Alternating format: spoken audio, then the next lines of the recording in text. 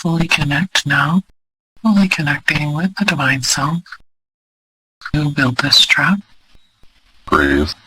Small grays or taller, what do they look like? Taller, bigger heads, but more menacing about them. More menacing.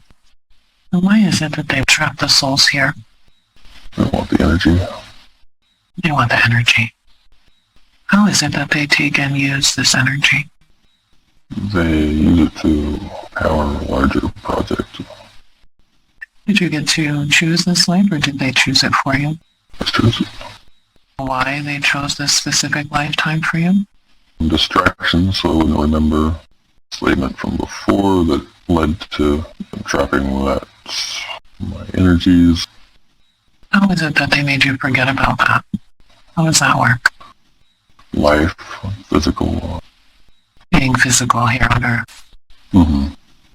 Was there a memory wiping process, or was it just coming into the physical body?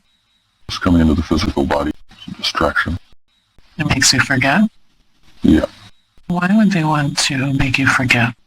So they can do it all again. Avian keeps coming to mind. Avian. Maybe my name or where I was. What does the word avian mean? Why is that important? That's what I was before. That's what you were before. Yeah. Was this your race? Avian race? Yeah. It has a lot to do with the desires and longings in this life. Desire for ease, trying to escape. Trying to escape.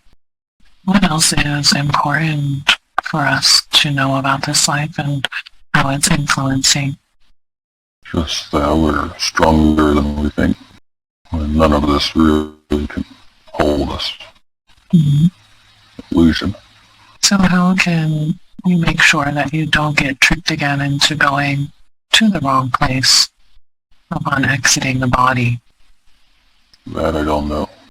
Energy beings, whatever was being made here or harvested or whatever it was, are all in parts of his split souls that are put in these bodies.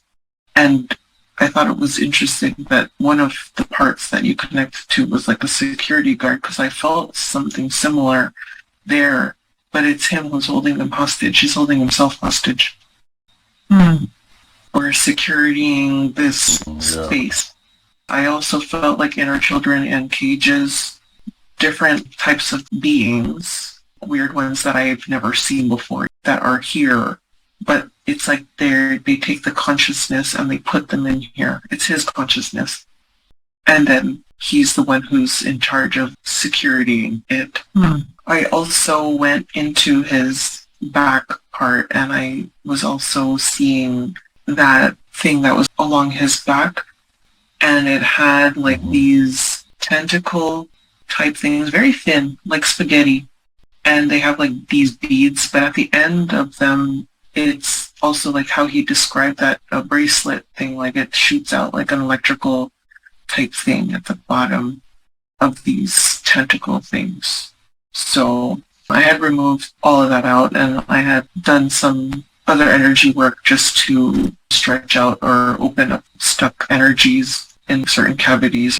So he's like receiving the intervention. And yeah, I went and kind of like took the kids out of the cages. I kind of brought them with me to like where we bring them to the healing temple, like to go. I felt like they were trapped there, like as if they were going to take their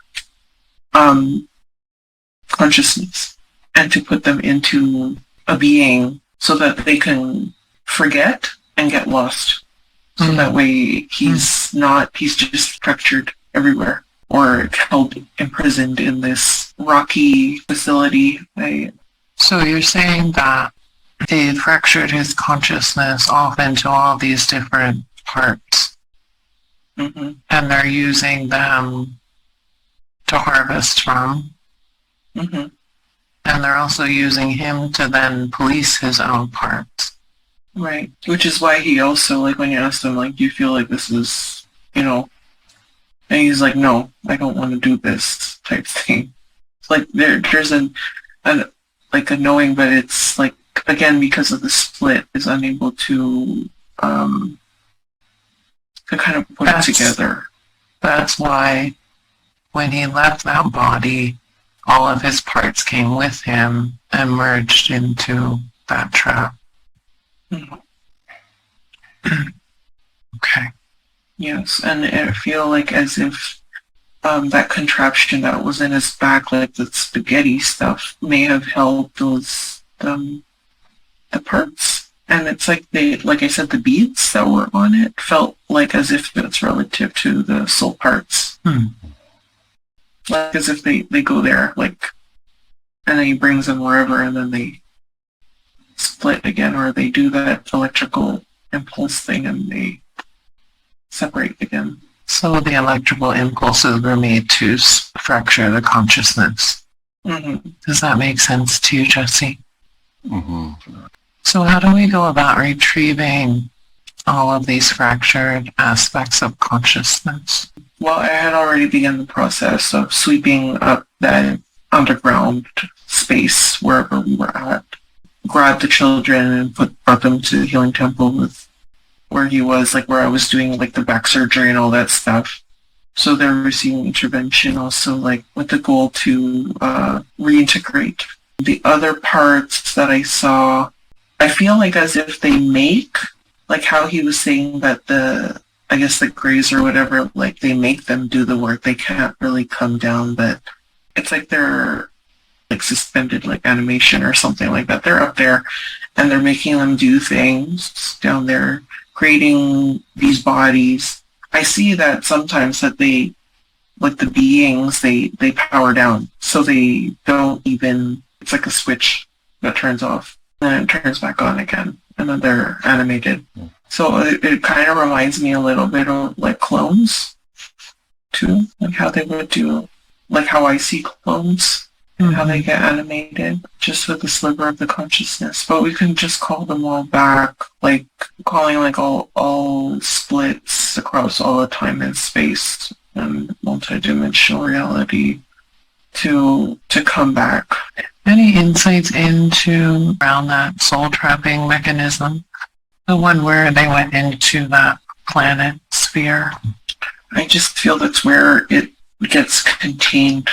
It was weird because the way that I saw it was like, let's say I saw the planet and that had, you could open up the top and inside were like these, those glass test tubes?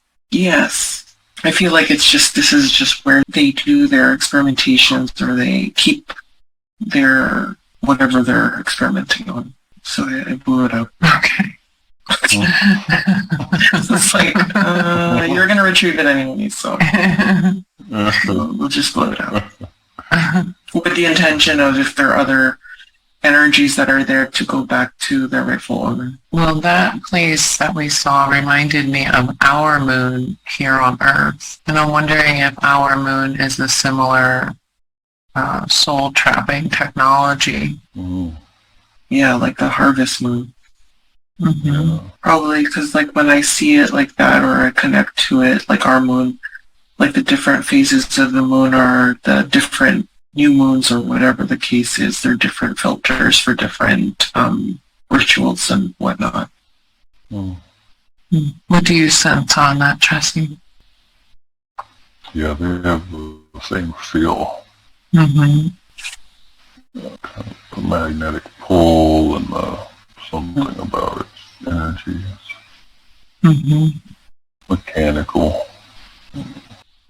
So how do we avoid that upon exiting the body? How do we avoid that magnetic pull of the moon? We just have to know the other destination. What is that other destination? Visualizing it, feeling it, sensing it, remembering it. The only thing that's real, it has a stronger pull than the moon destination.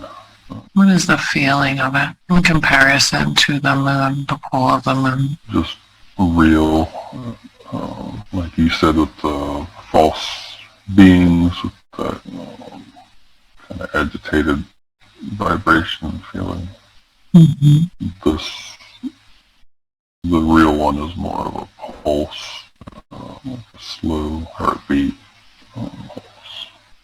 So instead of that like agitated, scattered feeling of the false light, it feels more real and slow, like a heartbeat. Okay. Anything you're noticing, Karen? Yeah, I just feel like when I get pulled towards the moon energy, I get a feel of that static. It's like a static energy. And then it's like going towards like what we, home, whatever that is to us. It feels like a really smooth road. Very good.